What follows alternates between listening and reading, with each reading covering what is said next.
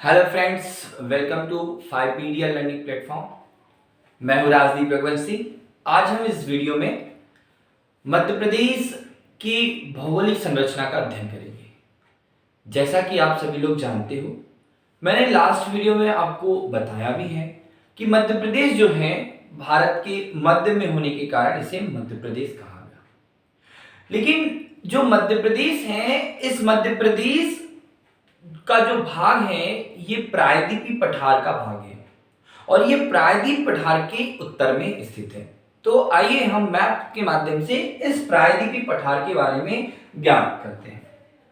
जैसा आप सभी को विदित है कि जो भारत है, इस भारत के बारे में मैंने आपको बताया था और मैं बताना चाहूंगा कि जो भारत है, इस भारत की कुछ अलग अलग भाग जैसे गोंडवाना लिंग और अंगारा लिंग की चट्टानों से मिलकर भारत का निर्माण हुआ है। अर्थात जो हिमालय पर्वत है ये नवीन आपके 33 सागर के निक्षेपों से बना हुआ है या मलबों से बना हुआ है, या उसमें वलन पड़ने के कारण बना है। वहीं पर ये जो भारत है, भारत का ये दक्षिण वाला जो भाग है प्रायद्वीपीय पठार जिसको हम कहते हैं, तो ये जो प्रायद्वीपीय पठार है, इस प्रायद्वीपीय पठार में ही आपका क्या है, मध्य प्रदेश स्थित है। जैसा आप लोगों ने देखा होगा कि आपका ये जो भाग है, मैं भारत की भूगोल में आपको ये बताऊंगा, ठीक है। तो ये जो भाग है इसे हम प्रायद्वीपीय पठार कहते हैं और इसके उत्तर में ये स्थित भाग है, इसे उत्तर का मैदान कहते हैं।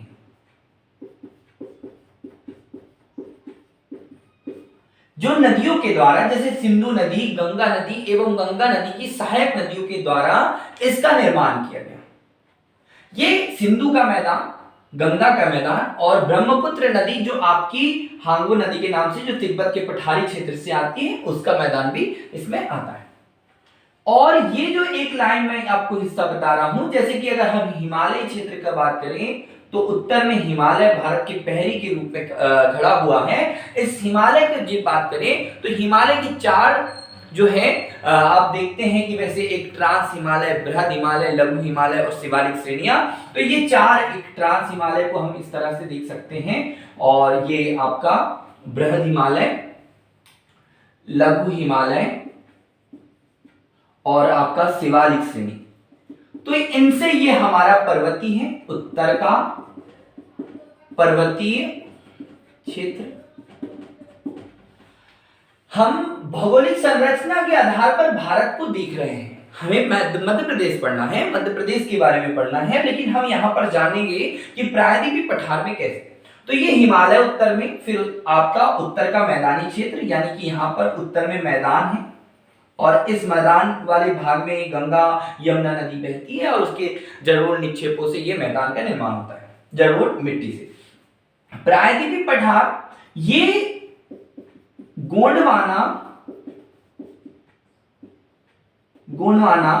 लैंड की चट्टानों से बना है और इस गोंडवाना लैंड की चट्टानों से मैं आपको बताना चाहूंगा मित्रों कि ये जो 33 सागर था, एक अंगारा लैंड अर्थात ये यूरेशिया प्लेट थी और ये आपकी गोंडवाना लैंड की प्लेट थी, अर्थात इसको हम कह सकते हैं अंगारा लैंड। और इस अंगारा लैंड की प्लेट से गोंडवाना लैंड की प्लेट आपस में टकराई, तो यहां पर एक 33 सागर के मलबों से हिमालय पर्वत की उत्पत्ति हुई। उसके बाद मैदान बना, जबकि हिमालय पर्वत नवीन है, प्रायद्वीपीय पठार प्राचीन है। तो प्रायद्वीप पठार की मिलने वाली सभी चट्टानें जो होगी ये प्राचीन होगी, ठीक है। आर्कियन क्रम की चट्टानें, धारवाड़ क्रम की चट्टानें, बिंद क्रम की चट्टानें, कुडप्पा क्रम की चट्टानें, ये हम अगर देखते हैं तो इन संरचना, ऐसी संरचना इस प्रायद्वीपीय पठार में आपको देखने को मिलती है। तो जैसा आप जानते हैं कि भारत के बीचों बीच से एक रेखा गुजरती है जिसको हम कर्क रेखा कहते हैं और ये कर्क रेखा भारत के 23.5 डिग्री उत्तरी अक्षांश से गुजरती है। तो आप देख रहे हैं कि आपको मैंने पढ़ाया है कि मध्य प्रदेश जो है ये कर्क रेखा मध्य प्रदेश के मध्य से गुजरती है। तो यहां पर हम प्रायद्वीपीय पठार का हिस्सा गोंडवाना लैंड की चट्टानों से बना हुआ मध्य प्रदेश का अध्ययन करेंगे। आप सभी जानते हैं कि मध्य प्रदेश के उत्तर में उत्तर का मैदान मानी उत्तर प्रदेश जो उत्तरी मैदानी एक क्षेत्र है। उत्तर पश्चिम में आपने देखा था यहां पर राजस्थान वाला भाग है, अर्थात यहां पर अरावली पर्वत है। दक्षिण में हमने महाराष्ट्र बताया था और महाराष्ट्र पूरा पूरा दक्कन का पठार में आता है। ठीक है, इसके पूर्वी क्षेत्र में बघेलखंड यानी कि छत्तीसगढ़ आता है। ठीक है, तो आपको हम ये वाला पूरे मध्य प्रदेश का आज अध्ययन करवाएंगे। मध्य प्रदेश की भौगोलिक स्थिति के बारे में हम आपको बताएंगे। तो ये हमारा भारत है और भारत का ये वाला जो हिस्सा है, निचला हिस्सा, इसे प्रायद्वीपीय पठार कहते हैं और ये प्रायद्वीपीय पठार गोंडवाना रेंज की चट्टानों से बना हुआ है। तो हमारा मध्य प्रदेश यहाँ उत्तर में स्थित है और प्रायद्वीपीय पठार का ढलान जो है वो उत्तर, मैं आपको बताना चाहूंगा कि प्रायद्वीपीय पठार का जो ढलान है वो उत्तर एवं उत्तर पूर्व के में है। ये अनुमान हम इस उत्तरी क्षेत्र में बहने वाली नदियों के बहाव के कारण हम लगा सकते हैं। तो मध्य प्रदेश प्रायद्वीपीय पठार के उत्तर में स्थित है। यह एक पठारी भाग है जिसमें विभिन्न विविधताएं पाई जाती हैं। हम ये कह सकते हैं कि इसमें विविधताएं पाई जाती हैं। कहीं निचला हिस्सा है तो कहीं ऊंचा हुआ भाग है, कहीं मालवा का पठार जो आग्नेय चट्टानों से बना हुआ है, तो कहीं ग्रेनाइट चट्टान या कहीं बेसाल्ट चट्टान का भी एक क्षेत्र है। तो इस मध्य प्रदेश के, इस पूरे भारत के इस प्रायद्वीपीय भाग का उत्तरी हिस्सा मध्य प्रदेश का क्षेत्र कहलाता है या पठारी क्षेत्र कहलाता है। इसके बारे में हम अध्ययन करते हैं। ये जो मैंने आपको मैप बताया, ये मैंने भारत के भौगोलिक संरचना वाला क्षेत्र का बारे में आपको मैंने समझाया। अब जो मैं आपको बताना चाहूंगा, मैं मध्य प्रदेश के बारे में आपको अवगत कराना चाहूंगा कि मध्य प्रदेश के भौगोलिक संरचना को देखिए। तो मध्य प्रदेश को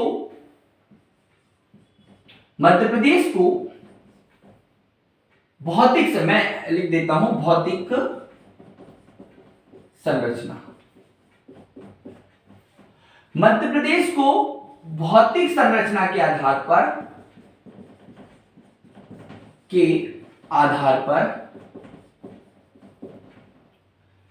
तीन भागों में बांटा है।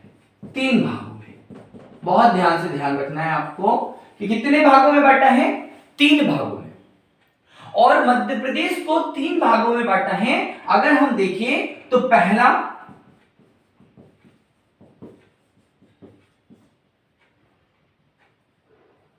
भौतिक संरचना या भौगोलिक संरचना, तीन भागों में इसे बांटा है। पहला बांटा है मध्य उच्च प्रदेश। दूसरे नंबर पे यहां पर सतपुड़ा एवं मैकाल श्रेणी। तीसरे नंबर पर पूर्वी पठार जिसे हम बघेल खंड कहेंगे। मध्य उच्च प्रदेश, सतपुड़ा मैकाल श्रेणी और पूर्वी पठार, ये मध्य प्रदेश को तीन भागों में बांटा है। इस मध्य प्रदेश का जो मध्य उच्च प्रदेश है इसे पुनः पांच भागों में बांटा है। इस मध्य प्रदेश के मध्य उच्च प्रदेश को कहेंगे एक भाग मध्य भारत का पठार,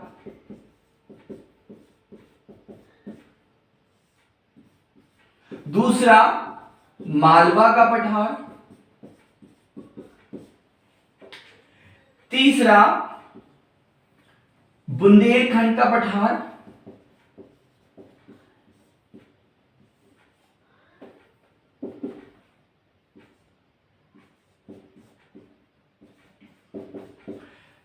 पहला मध्य भारत का पठार, दूसरा मालवा का पठार, तीसरा बुंदेलखंड का पठार, चौथा रीवा पन्ना का पठार, इसे विंध्य कगार भी कहेंगे, विंध्यन कगार। और पांचवा जो है आपका बहुत इंपॉर्टेंट है, पांचवा रीवा पन्ना का पठार, विंध्यन कगार का पठार और यहां पर है नर्मदा सोन घाटी। तो हम मध्य प्रदेश के भौतिक संरचना को देखें तो ये मध्य उच्च प्रदेश, सतपुड़ा मैकान, पूर्वी पठार। इस आधार पर हम कहेंगे कि मध्य प्रदेश की भौतिक संरचना के आधार पर 3 उपभागों में बटा है, जबकि मध्य उच्च प्रदेश को पुनः 5 उपवर्गों में बांटा है। मैंने बताया मध्य भारत का पठार, मालवा का पठार, फिर आपको बुंदेलखंड, रीवा पन्ना और नर्मदा सोन घाटी। ये मध्य प्रदेश की भौतिक संरचना का भाग है। अब हमें मैप के माध्यम से यह देखना है कि मध्य प्रदेश में ये भौतिक संरचना कहां पर है। जैसा मैंने आपको लास्ट कक्षा में बताया था कि मध्य प्रदेश का क्षेत्रफल 3,08,252 वर्ग किलोमीटर है, जो पूरे भारत का 9.38% भाग को घेरता है। इस आधार पर मध्य प्रदेश भारत का दूसरा सबसे बड़ा राज्य है। ये पॉइंट आप नोट कर लीजिए, यहां से एग्जाम में प्रश्न पूछा जाएगा कि मध्य प्रदेश का क्षेत्रफल 3,08,252 वर्ग किलोमीटर है, जो पूरे मध्य भारत का 9.38% भाग को घेरता है। इस आधार पर मध्य प्रदेश भारत का दूसरा सबसे बड़ा राज्य है। इस मध्य प्रदेश में हमने इसके भौतिक संरचना को देखा, भौगोलिक संरचना को देखा, तो इसके हमने पाया कि मध्य प्रदेश को 3 भागों में मध्य उच्च प्रदेश, सतपुड़ा मैकान, पूर्वी पठार, मध्य उच्च प्रदेश को पुनः मध्य भारत, मालवा, बुंदेलखंड, रीवा पन्ना और नर्मदा सोन घाटी में बांटा है। ये जो मध्य उच्च प्रदेश है, पूरे मध्य प्रदेश का 2/3 भाग इसी मध्य प्रदेश के मध्य उच्च क्षेत्र में फैला हुआ है। मतलब इसका विस्तार 2/3 भाग में है। जो मध्य प्रदेश की भौतिक संरचना को हम मैप के माध्यम से आपको दिखाते हैं कि ये भाग कहां पर स्थित है। आपको पता है कि मध्य प्रदेश जो है प्रायद्वीपीय पठार का, जैसा कि मैंने पहले भी बताया आपको कि मध्य प्रदेश प्रायद्वीपीय पठार का हिस्सा है, और आप इस मैप के माध्यम से और अच्छे से यहां पर समझ लेंगे कि मध्य प्रदेश की भौतिक संरचना जो है वो आपको देखने को यहां पर मिल जाएगी। ठीक है, आपसे हमने बताया कि जो मध्य प्रदेश है, इस मध्य प्रदेश को कितने भागों में, 3 भागों में बांटा है। पहला भाग हमने मध्य उच्च प्रदेश के नाम से जाना गया, दूसरा भाग हमारा सतपुड़ा मैकान के नाम से जाना गया, तीसरा भाग पूर्वी पठार के नाम से जाना गया। तो दोस्तों ये बन गया हमारा मैप। अब इसको ध्यान से देखिए। इस मध्य प्रदेश के उत्तर में, आपको तो पता ही है, मैंने बताया उत्तर प्रदेश है, उत्तर पश्चिम में राजस्थान है, आपके पश्चिम में गुजरात है, दक्षिण में महाराष्ट्र है और पूर्व में छत्तीसगढ़ है। तो जैसा कि मैंने आपको बताया था, पहला मैप अगर हमने देखा तो इस पठारी भाग को, इस वाले भाग को हम पूर्वी पठार कहेंगे। यदि आप देख पा रहे हैं, आप ध्यान दे रहे हैं, तो इस मैप का, इस मध्य प्रदेश का पूर्वी हिस्सा आपका पूर्वी पठार कहला रहा है, और इसी पूर्वी पठार को हम बघेल खंड कहते हैं। इस पूर्वी पठार को हम बघेल खंड कहते हैं। अब हम यहां से यदि एक लाइन खींचकर देखते हैं और बताते हैं, तो ये वाला जो हिस्सा है ये सतपुड़ा एवं मैकाल श्रेणी में बटा हुआ है। सतपुड़ा पर्वत और इसी का एक पूर्वी भाग मैकाल श्रेणी में बटा है, और इस वाले हिस्से को जो आप देख पा रहे हैं, ये खाली वाला हिस्सा, इसे हम कह सकते हैं मध्य उच्च प्रदेश। आप देखिए कि मध्य प्रदेश के पूरे क्षेत्रफल का 2/3 क्षेत्र जो है इस मध्य उच्च प्रदेश ने घिरे हुए। अब हम अगर इस मध्य उच्च प्रदेश को 4-5 भागों में बांटते हैं तो देखते हैं कि इस मैप में उसकी क्या लोकेशन आती है। इस आधार पर हम एक ये लाइन बनाते हैं इसके साथ में। तो ये जो एक भाग है, ये वाला भाग मध्य भारत का पठार कहला रहा है। और ये जो मध्य भारत का पठार है, जैसा कि आप लोगों ने मध्य प्रदेश के गठन वाला एक भाग पढ़ा होगा जिसमें पार्ट बी को हमने मध्य भारत कहा है, तो उसी के आधार पर ये जो भाग है आपका मध्य भारत का पठारी क्षेत्र कहला रहा है। अगला भाग इसी के दक्षिण में स्थित है जिसे हम क्या कहेंगे, जिसे हम मालवा का पठार कहेंगे। इसे हम कहेंगे मालवा का पठार। इसके अगले हिस्से को देखेंगे तो हमने जैसा कि देखा था, लिखा भी था, इसे हम कहेंगे बुंदेलखंड का पठार। और बाकी इस हिस्से को देखिए ध्यान से, तो ये जो हिस्सा दिख रहा है आपका, इस हिस्से को हम कहेंगे रीवा पन्ना का पठार।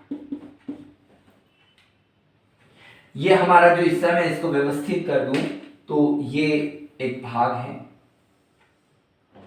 जो आप देख रहे हैं, ये आपकी घाटी है, इसका नाम है नर्मदा सोन घाटी। देखिए सोन नदी यहां नहीं बहती है, सोन नदी का हिस्सा ये वाला हिस्सा है, ठीक है, तो उसको उसी में आपने शामिल किया, ये नर्मदा सोन घाटी में, ठीक है। तो ये हमारी मध्य प्रदेश की भौगोलिक संरचना। हमने मध्य प्रदेश को 5 भागों में बांटा। किस मध्य प्रदेश को? मध्य उच्च भाग को। और इस तरह से हम गिनती करें तो मध्य प्रदेश की भौगोलिक संरचना में 1, 2, 3, 4, 5, 6 और 7 अविभाजित मध्य प्रदेश, जिसमें हम छत्तीसगढ़ को भी शामिल कर रहे हैं। इस मध्य प्रदेश और छत्तीसगढ़ संयुक्त रूप से जब था तब इसमें 9 भौगोलिक क्षेत्र थे, जिसमें हम एक छत्तीसगढ़ का पठारी क्षेत्र कह सकते हैं और एक छत्तीसगढ़ का मैदानी क्षेत्र। इन 2 भागों को यहां से कम कर दिया गया, तो हमारे पास में ये एक उपभाग आ गया। अब हम क्या देखते हैं कि इस मध्य प्रदेश का 3,08,252 वर्ग किलोमीटर क्षेत्र वाला भाग है। इस वाले भाग को हम इन खंडों में या इन पठारी भागों में बांटते हैं। तो आप यहां पर देख रहे होंगे कि इसमें सबसे बड़ा भाग कौन सा है। तो आप जैसा कि आपको विदित हो ही रहा है, दिख रहा है कि मालवा का पठार यहां पर आपको सबसे बड़ा भूभाग दिख रहा है। तो मालवा का पठार मध्य प्रदेश का सबसे बड़ा भूभागी है, मतलब सबसे बड़ा भाग है। वैसे अगर हम कहें तो मध्य प्रदेश का सबसे 2/3 भाग लेता है, जबकि मालवा का पठार उसमें स्थित सबसे बड़ा भूभाग है। या ये कहें कि मालवा का पठार पूरे मध्य प्रदेश का सबसे बड़ा है। तो हम स्टार्ट करते हैं मध्य प्रदेश के मालवा के पठार से। मालवा का पठार का क्षेत्रफल 88,222 वर्ग किलोमीटर है, जो पूरे मध्य प्रदेश का, जो पूरे एमपी का 28% भाग को घेरे हुए। पूरे मध्य प्रदेश के 28% भाग पर 88,222 वर्ग किलोमीटर वाला ये मालवा का पठार, उत्तर में मध्य भारत का पठार, दक्षिण में नर्मदा सोन घाटी, उत्तर पूर्व कह सकते हैं पूर्व में बुंदेलखंड का पठार और इसके पश्चिम में गुजरात राजस्थान की भूमि स्थित है। यह मालवा का पठार दरारी लावा, जिसको हम कह सकते हैं ज्वालामुखी दरारी लावा की बेसाल्ट चट्टानों से मिलकर बना है। मतलब जो मालवा का पठार है, इस पठार में दक्कन ट्रैप की चट्टानें मिलती हैं और ये ज्वालामुखी लावा द्वारा निर्मित है। ठीक है, वो भी कैसा दरार? तो दरारी ज्वालामुखी, जो दरार के माध्यम से निकल रहा है और फैल जा रहा है, जिसके फैलने से क्या होगा? चट्टानें जमेगी और चट्टान, जो आपको पता है कि धरातल के ऊपर जलने वाली चट्टान को हम बेसाल्ट चट्टान कह रहे हैं और धरातल के नीचे मैग्मा द्वारा, धरातल के ऊपर लावा द्वारा और धरातल के नीचे मैग्मा द्वारा गलने वाली चट्टान को हम क्या कहते हैं? ग्रेनाइट चट्टान कहते हैं और ऊपर में बेसाल्ट चट्टान। तो बेसाल्ट चट्टान से इसका निर्माण हुआ। इस मालवा के पठार का निर्माण जो है बेसाल्ट चट्टान से हुआ और बेसाल्ट चट्टान का ताप, दाब और अन्य आधार पर अपरदन की क्रिया के परिणाम स्वरूप नवीन इसके टूट फूट हुई, इसमें परिवर्तन हुआ और बेसाल्ट चट्टान के टूटने से काली मिट्टी का निर्माण हुआ। और जैसा आप जानते हैं कि जो काली मिट्टी है, ये काली मिट्टी मालवा के पठार में पाई जाती है। मालवा के पठार में यदि हम कहें कि मध्य प्रदेश में सर्वाधिक कौन सी मिट्टी मिलती है, तो काली मिट्टी, और जो कहां किस क्षेत्र में है? तो इस मालवा के पठार में। तो मैंने आपको बताया कि दक्कन ट्रैप की चट्टानों से, दरारी लावा से निर्मित लावा द्वारा ये मालवा के पठार का निर्माण हुआ है। इस मालवा के पठार को हम किन किन उपनामों से जानते हैं, अगर हम उसकी बात करें तो मालवा की पठार को गेहूं की डलिया कहा जाता है। क्या हुआ कि गेहूं का सर्वाधिक उत्पादन काली मिट्टी के कारण मध्य प्रदेश की मालवा के पठार में होता है, इसलिए इस पठार को गेहूं की डलिया कहा जाता है।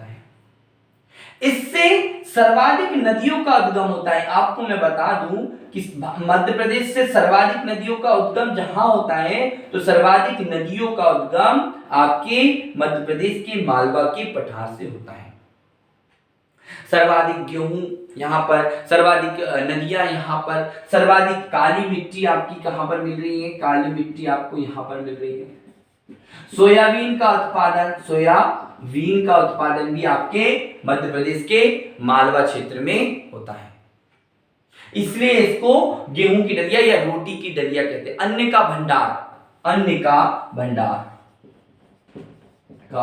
भंडार, ये मध्य प्रदेश का आपको मालवे के पठार के उपनाम मैंने आपको बताए। ठीक है, अब आगे बढ़ते हैं।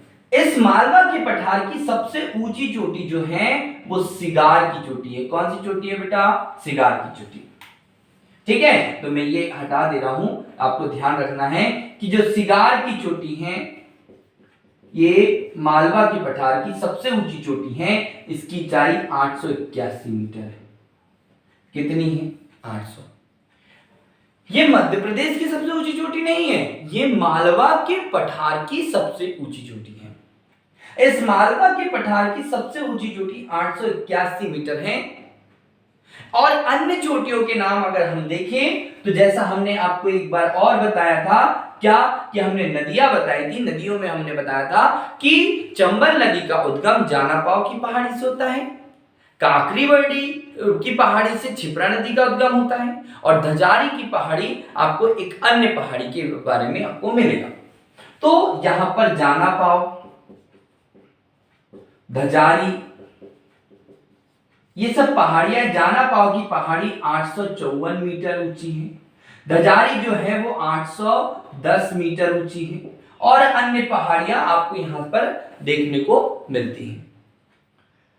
चूंकि ये पहाड़ियां जो हैं इस मालवा के पठार के बीचों बीच से विंध्याचल पर्वत जाता है, मालवा के पठार के बीचों बीच से विंध्याचल पर्वत जाता है, और मैंने आपको बताया कि आज हमें पढ़ना भी है पर्वतों को भी।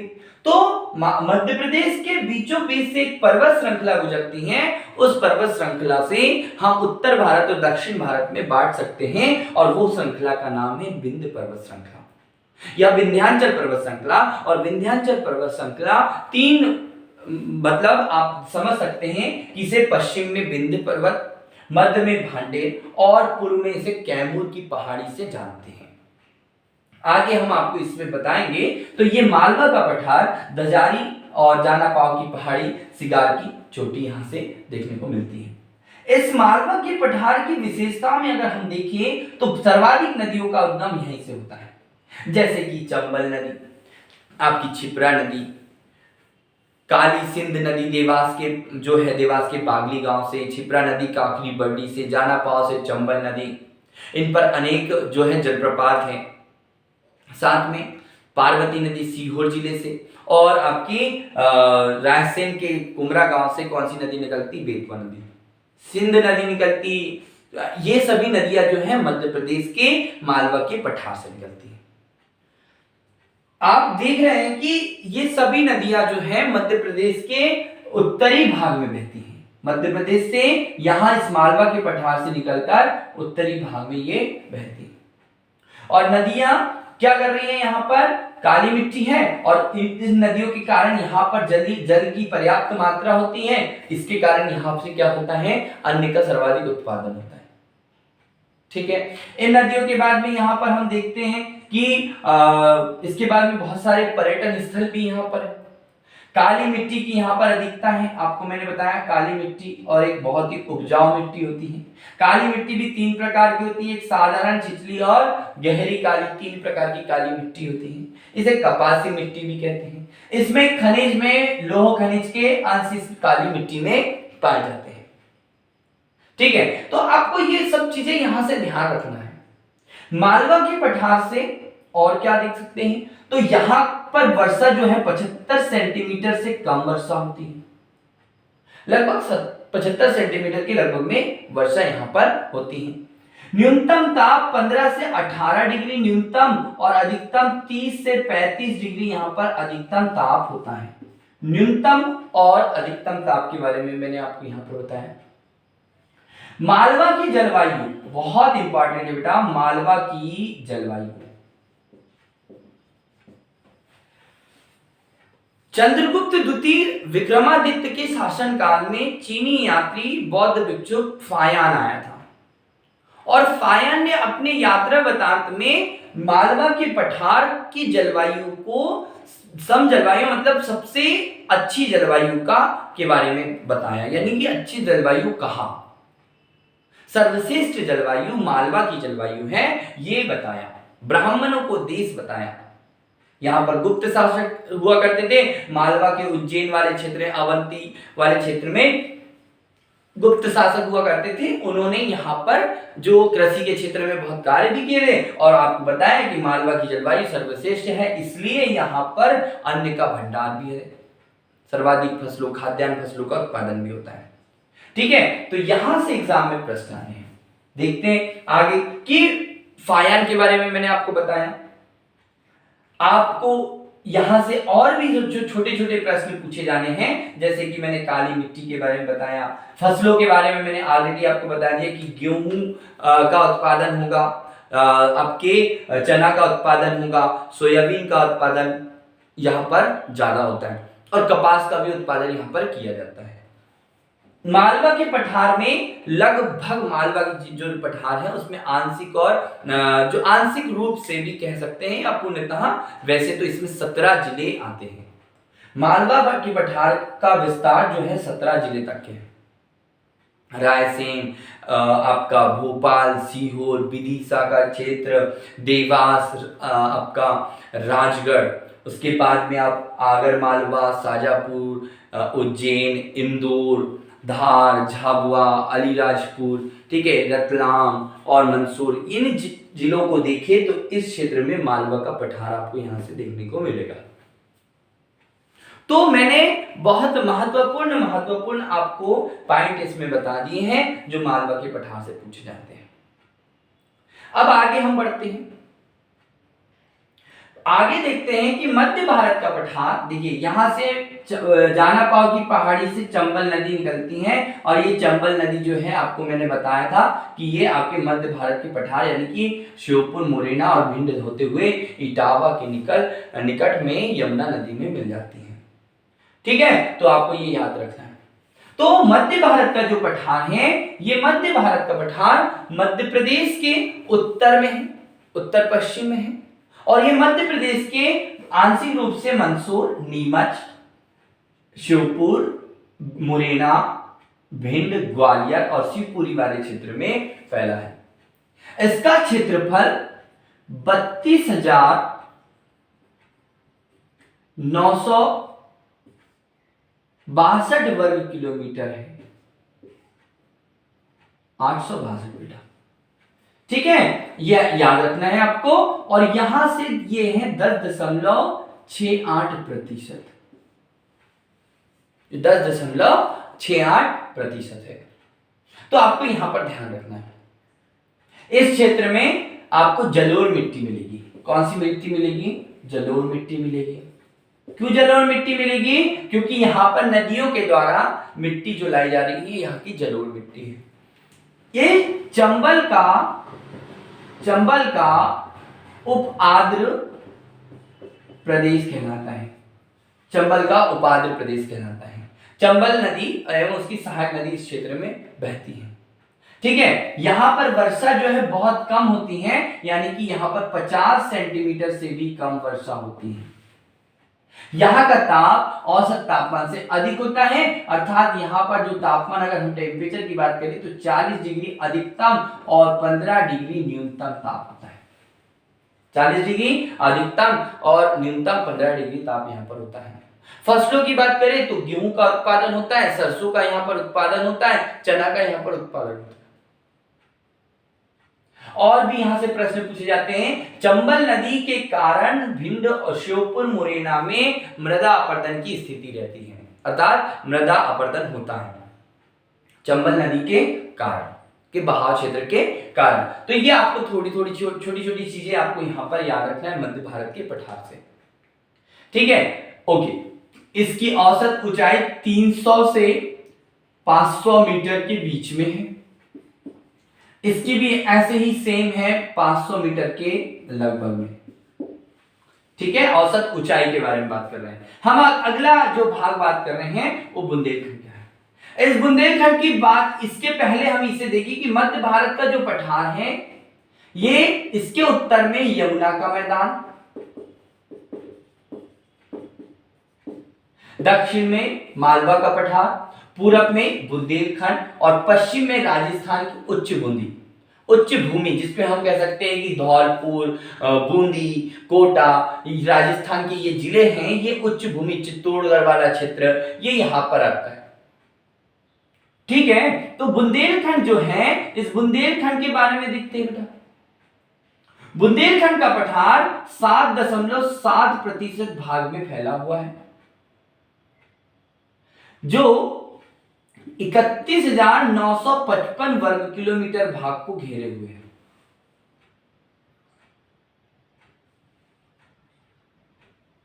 नहीं, ये जो है इसका जो क्षेत्रफल है ये कम है, 23,733 वर्ग किलोमीटर।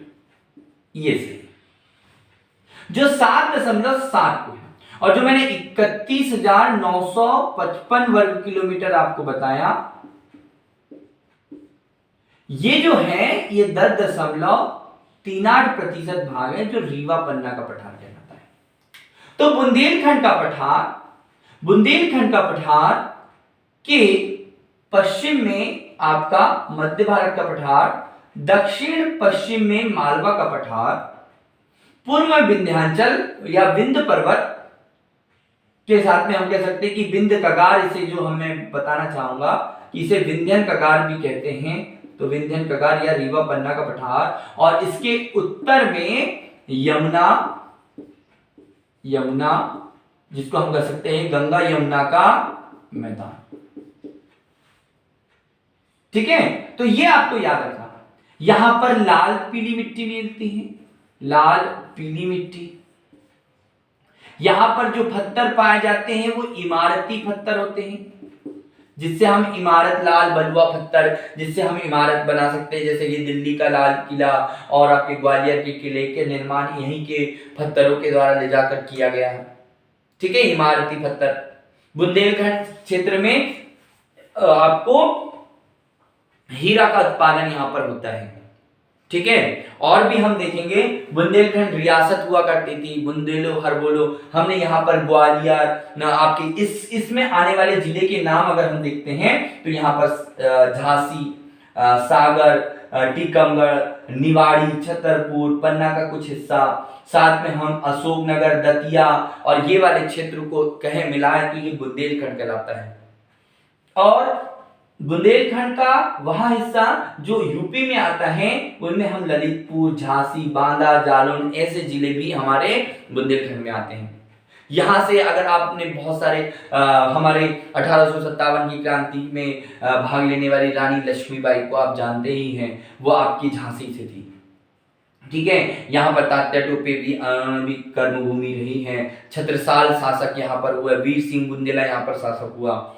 बुंदेले शासकों की हमने यहाँ पर राजधानी ओरछा को देखी। और आपको तो पता है बुंदेले हरबोलो हमने सुनी कहानी थी, खूब लड़ी मर्दानी वो तो झांसी वाली रानी थी। तो इसी बुंदेलखंड के पठारी भाग से आपको सब मिलते हैं हमारे 1857 की क्रांति और अंग्रेजों के साथ में विद्रोह जो हुए थे वो उनका यहाँ पर महत्वपूर्ण योगदान रहा। इस बुंदेलखंड की माटी से ही आपको बहुत सारे शासकों के बारे में पढ़ने को मिलता है। तो आप ध्यान रखिए कि इस बुंदेलखंड के में लाल पीली मिट्टी मिलती है, इमारती पत्थरों का यहाँ पर मिलते हैं। ठीक है, साथ में आप यहाँ पर मैंने बताया कि यहाँ पर काली मिट्टी भी आपको थोड़ी सी मिलती है। इस बुंदेलखंड के क्षेत्र में अगर हम वर्षा की बात करें तो 75 से 100 सेंटीमीटर के क्षेत्र में यहाँ पर वर्षा होती है। इसका तापमान 15 से 18 सेंटीमीटर कम होता है और अधिकतम 30 से 35 सेंटीमीटर डिग्री के लगभग में यहाँ पर तापमान होता है। यहाँ के अगर दार्शनिक स्थल की बात करें तो खजुराहो जो है छतरपुर में आता है, टीकमगढ़, खजुराहो, ओरछा जो बुंदेला शासकों की राजधानी था। खजुराहो में चंदेल शासक हुआ करते थे। चंदेलों ने अपनी राजधानी जजाग भुक्ति के, इसे पहले जजाग भुक्ति कहा जाता था। यहां से प्रश्न पूछा जाता है कि बुंदेलखंड के पठार को क्या कहा जाता था? जजाग भुक्ति कहा जाता था और राजा जजाग के नाम पर इसका नाम रखा था। चंदेल शासक, इन्होंने चंदेल वंश की स्थापना नन्नुक नाम के शासक द्वारा की गई थी। प्रश्न ये आपके एग्जाम में पूछा गया है और पूछा जाता है। यहां पर 950 से लेकर 1050 वर्षों तक यहां पर चंदेल शासकों ने खजुराहो में आप देखते ही हैं कंदारिया महादेव मंदिर, ठीक है, विष्णु मंदिर, चित्रगुप्त मंदिर, पार्श्वनाथ मंदिर, ये सभी मंदिरों का निर्माण यहाँ पर चंदेल शासकों ने करवाया था। विद्याधर, धंग, ऐसे बहुत सारे शासक यहाँ पर हुए। तो हम बुंदेलखंड के बारे में बात कर रहे थे कि बुंदेलखंड जो है इसकी नदियों के बारे में मैं बात करूं तो बेतवा, साथ में हम देखते हैं धशान, वीना, सिंध, ये केन, ये जो है बुंदेलखंड की नदियां हैं। और बुंदेलखंड में की जीवन रेखा बेतवा नदी को कहते हैं। बहुत बार एग्जाम में पूछा जा चुका है कि बुंदेलखंड की जो आप जानते हैं कि रेखा क्या है, तो बुंदेलखंड की जीवन रेखा बेतवा नदी है। बेतवा नदी के किनारे ओरछा शहर स्थित है, जहां कंचन घाट स्थित है, राजा छत्रसाल की छतरी यहाँ पर स्थित है, राजा राम का मंदिर यहाँ पर स्थित है, ओरछा महोत्सव यहाँ पर मनाया जाता है, ओरछा में रामायण म्यूजियम यहाँ पर रखा गया है। ठीक है, तो यहां से प्रश्न पूछे जाते हैं, तो ये आपको ध्यान रखना है। ये मैंने आपको बुंदेलखंड के बारे में बताया, जहां 75 सेंटीमीटर से 100 सेंटीमीटर के बीच में वर्षा होती है। ठीक है, अब हम आगे बढ़ते हैं रीवा पन्ना के पठार के बारे में। रीवा पन्ना का पठार 31,955 वर्ग किलोमीटर क्षेत्र में फैला है, जो 10.38% भाग को घेरे हुए है। ये जो रीवा पन्ना का पठार है, इसमें कैमूर की पहाड़ी क्षेत्र है या रीवा विंध्य कगार इसे कहा जाता है। रीवा पन्ना के पठार में लाल पीली मिट्टी और काली मिट्टी की मात्रा यहां पर देखने को मिलती है, काली मिट्टी यहां पर मिलती है। रीवा पन्ना का पठार आप जानते हैं कि सफेद शेरों की भूमि कहलाता है। सफेद शेरों की भूमि यहां पर आपको, या बाघ की भूमि, सफेद बाघ यहां पर मिले बेटा। तो सफेद बाघ जिसको हम मोहन जो है सबसे पहला बाघ था। राजा मार्तंड देव सिंह के बारे में आपको मैं बताऊं कि राजा मार्तंड देव सिंह को मई 1951 में एक सफेद बाघ यहां पर मिला था रीवा में। तो ये व्हाइट टाइगर क्षेत्र है। ये व्हाइट टाइगर के कारण यहां पर व्हाइट टाइगर सफारी भी बनाई गई है। टाइगर सफारी जो मध्य प्रदेश में भारत की पहली टाइगर सफारी है, सतना के मुचकुंदपुर में बनाई है। तो इस रीवा पन्ना के पठार में पन्ना, रीवा और आपकी सतना, दमोह वाला क्षेत्र और कुछ हिस्सा सिंधी सिंगरौली का आता है। इस रीवा के पठार में सोन नदी, टोंस नदी, केन नदी बहती हैं, जिसके यहां पर इस क्षेत्र को सिंचित करती हैं। यहां 100 सेंटीमीटर से 125 सेंटीमीटर वर्षा होती है। 15 से 18 डिग्री यहां पर टेम्परेचर होता है न्यूनतम, और अधिकतम 30 से 35 डिग्री यहां पर टेम्परेचर होता है। यहां पर चावल की खेती की जाती है। चावल यहां पर इंपॉर्टेंट है, चावल, क्योंकि इस लाल मिट्टी वाले क्षेत्र में चावल यहां पर मिलते हैं।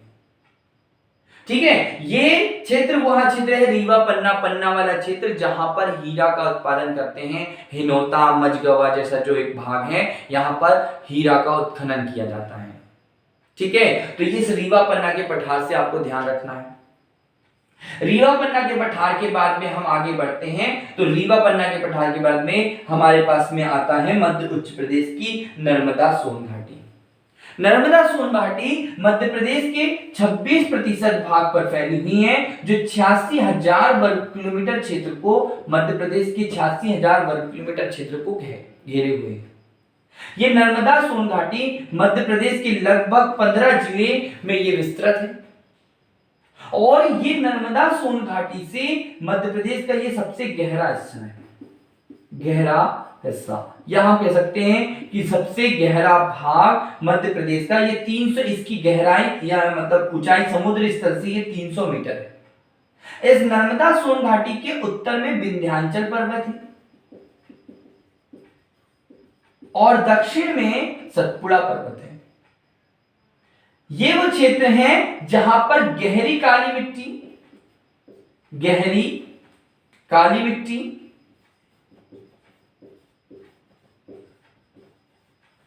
गहरी काली मिट्टी यहां पर देखने को मिलती है। ठीक है, जो नर्मदा सोन घाटी या नर्मदा घाटी होशंगाबाद, इटारसी के पास बहुत ज्यादा विस्तृत है, इसका विस्तार अधिक है। ठीक है, यहां के अगर मैं जिले की बारे में बात करूं तो नर्मदा सोन घाटी में जबलपुर, मंडला, नरसिंहपुर, होशंगाबाद, देवास, हरदा, खंडवा, खरगोन, बड़वानी और अलीराजपुर जो जिले हैं, ये नर्मदा सोन घाटी में आते हैं। नर्मदा सोन घाटी एक भ्रंश घाटी है, जो जिसके उत्तर में आपका विंध्याचल पर्वत और दक्षिण में सतपुड़ा पर्वत स्थित है। आपको ये ध्यान रखना है। यहां पर नर्मदा और उसकी छोटी छोटी सहायक नदियां बहती हैं। तो नर्मदा सोन घाटी से मैंने आपको बताया। आगे हम देखते हैं इसका ये यहाँ पर क्या है, ताप भी कम होता है, ठंडी में कम ठंडी और गर्मी में कम गर्मी, ऐसा कह सकते हैं। ठीक है, तो यहाँ पर नर्मदा सोन घाटी। अगला जो हिस्सा हमारा आ रहा है वो है सतपुड़ा का पठार। सतपुड़ा का पठार मध्य प्रदेश के 11% हिस्से में अर्थात 34,000 वर्ग किलोमीटर क्षेत्र में फैला हुआ है। इस सतपुड़ा के पठार को अगर हम बात करें तो सतपुड़ा का पठार 3 भागों में, इसको पर्वत श्रृंखला को हम कह सकते हैं, सतपुड़ा पर्वत श्रृंखला 3 भागों में बटी हुई है। इसके पूर्वी हिस्से को हम कहें तो पूर्वी हिस्से को पूर्वी सतपुड़ा कहेंगे, पश्चिमी सतपुड़ा, और एक भाग आएगा मैकाल श्रेणी। जो सतपुड़ा पर्वत है इसका पश्चिमी हिस्सा राजपीपला कहलाता है, जैसा कि नाम से विदित है कि सतपुड़ा 7 पहाड़ियों का भाग, तो सतपुड़ा 7 पहाड़ियों से बना हुआ है, जिसमें राजपीपला, अखरानी की पहाड़ी, ग्वालीगढ़ की पहाड़ी, बड़वानी की पहाड़ी, असीरगढ़ की पहाड़ी, महादेव पर्वत और मैकाल पर्वत को मिलाकर, श्रेणी को मिलाकर सतपुड़ा पर्वत का निर्माण किया गया है, कहा गया है। 7 पहाड़ी इसमें आती है। इस पर्वत का हम ये भी देखिए, मैंने लास्ट नर्मदा सोन घाटी में एक बात बताना है कि नर्मदा सोन घाटी का पश्चिमी एरिया काली मिट्टी का है, जबकि पूर्वी एरिया लाल पीली मिट्टी का है। पश्चिमी एरिया में आपको दक्कन ड्रेप की चट्टानें मिलनी है और पूर्वी एशिया में धारवाड़ क्रम की चट्टानें आपको यहां पर मिलनी है और लाल पीली मिट्टी मिलनी है। ठीक है, इस पश्चिमी एरिया में नर्मदा सोन घाटी में वर्षा कम होती है, जबकि पूर्वी एशिया में, पूर्वी एरिया या कह सकते हैं कि पूर्वी नर्मदा घाटी में वर्षा ज्यादा होती है। वैसे ही सतपुड़ा पर्वत के साथ है कि सतपुड़ा पर्वत मध्य प्रदेश का 11% हिस्से में फैला हुआ है, जो 34,000 वर्ग किलोमीटर क्षेत्र में फैला है। और हम आगे देखते हैं कि सतपुड़ा पर्वत से में ही महादेव पर्वत श्रेणी है। मैं इसको आपको बता दूं कि महादेव पर्वत श्रेणी जो है, इस महादेव पर्वत श्रेणी जो है, महादेव श्रेणी, ये पचमढ़ी वाला भाग है जो होशंगाबाद जिले में आती है, और पचमढ़ी को पर्वतों की रानी कहा जा रहा है। और यहां पर धूपगढ़ की चोटी स्थित है, जो जिसकी ऊंचाई 1350 मीटर है। पचमढ़ी में 1350 मीटर धूपगढ़ की चोटी, ये कहां पर स्थित है? महादेव पर्वत श्रेणी में। ठीक है, यहां पर आपको काली मिट्टी मिलेगी, सतपुड़ा पर्वतीय क्षेत्र में काली मिट्टी मिलेगी, थोड़ी आपको हल्की साधारण काली मिट्टी भी मिलेगी। ठीक है, लाल मिट्टी भी यहां पर आपको देखने को मिलती है। जहां 200 सेंटीमीटर से अधिक वर्षा होती है, वहां पर लिटेराइट मिट्टी आपको देखने मिलती है। ठीक है, सतपुड़ा पर्वत का ही एक भाग है मैकाल श्रेणी। इस मैकाल श्रेणी अर्थात सतपुड़ा पर्वत के पश्चिमी क्षेत्र में वर्षा कम होती है, वहीं पर अगर हम इसके पूर्वी हिस्से में जाएं तो वर्षा ज्यादा होती है, क्योंकि हम देखते हैं कि मध्य प्रदेश के दक्षिण पूर्वी हिस्सा में सर्वाधिक वर्षा होता है। किसकी अपेक्षा? उत्तर पश्चिमी एरिया की अपेक्षा, उत्तर पश्चिमी मध्य प्रदेश की अपेक्षा। तो मध्य प्रदेश का ये हिस्सा सतपुड़ा जो पर्वत के बारे में मैंने आपको बताया, सतपुड़ा पर्वत में आ रहा है बैतूल, छिंदवाड़ा, सिवनी, बालाघाट और मंडला। साथ में हम इधर आगे बढ़ते तो खंडवा, बुरहानपुर। सतपुड़ा पर्वत की महादेव श्रेणी से ताप्ती नदी का उद्गम होता है, जो मध्य प्रदेश के बैतूल जिले से निकलती है, मुल्ताई से निकलती, मुल्ताई से निकलकर बैतूल जिले से बहकर ये महाराष्ट्र में जाती है और आपके पुनः मध्य प्रदेश के बुरहानपुर दर्रे से प्रवेश करके ये पुनः बुरहानपुर में बहते हुए आपकी महाराष्ट्र में जाकर खंबात की खाड़ी में गिर जाती है। तो ये ताप्ती नदी से भी प्रश्न यहाँ पर पूछा जाता है, क्योंकि ताप्ती नदी भी भ्रंश घाटी में बहती है और ताप्ती नदी पूर्व से पश्चिम में बहकर एस्चुरी का निर्माण करती है। तो ये सतपुड़ा पर्वत से उद्गमित होती है। ठीक है, यहां से एग्जाम में प्रश्न पूछा जाना है।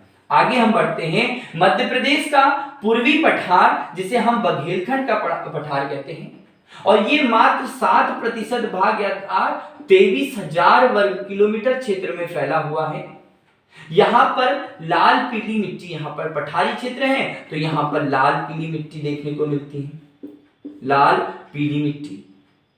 ये बघेलखंड के पठार में आपका शहडोल, अनूपपुर, थोड़ा भाग डिंडोरी, उमरिया, सींगी और सिंगरौली के हिस्से आते हैं। ये कोयला वाला क्षेत्र है, यहां से कोयले को सर्वाधिक उत्पादन होता है, मतलब यहां पर गोंडवाना क्रम की चट्टान है। कौन सी? गोंडवाना क्रम की चट्टानें यहां पर आपको मिलती हैं। तो मध्य प्रदेश का ये पूर्वी हिस्सा बघेलखंड का भाग, जिसको हम 7% भाग में घेरे हुए हैं, ये वैसे अगर देखिए तो यह छत्तीसगढ़ का भाग है। इसका कुछ अंश जो हम छत्तीसगढ़ का थोड़ा भाग जो मध्य प्रदेश में है वो बघेलखंड है। इसकी सबसे ऊंची चोटी अगर हम देखें तो अमरकंटक की चोटी है, अमरकंटक की चोटी। और इसी अमरकंटक की चोटी से नर्मदा, सोन और जोहिला जैसी नदियों का उद्गम होता है।